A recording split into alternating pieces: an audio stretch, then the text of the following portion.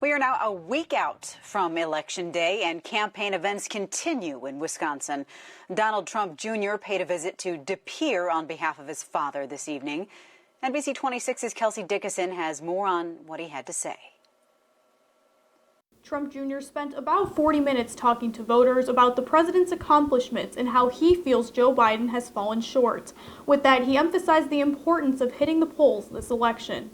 People packed the room at Amerilux International wearing red with Make America Great Again signs. Thank you very much to the Voss family for having us here. Listening to Trump Jr. give a campaign speech. He brought a lot of energy. The crowd was very, very into it too. He was so passionate about speaking about his father. It was really great.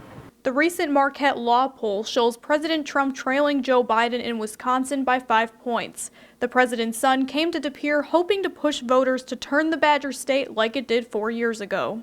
My father has had an incredible record of accomplishment, building the strongest economy America's ever known, creating the lowest unemployment numbers for African Americans, for women, for Hispanics, creating the highest number of new startup businesses. He's pulling us out of endless wars.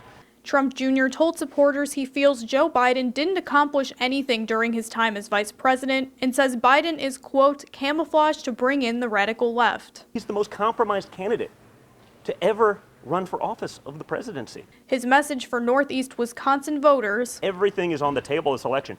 You can't take that for granted. Once you lose those freedoms, once you lose those rights, you will never get them back. So we have to wake up and we have to get out there and vote accordingly.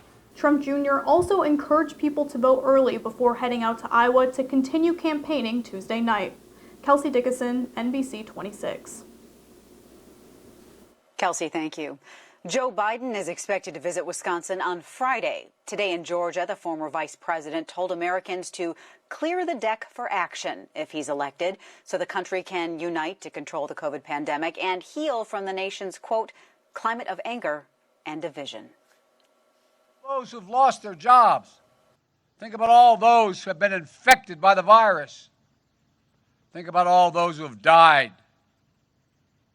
They were giving their all while their president was giving up. Well, I'm here to tell you, we can and we will control this virus.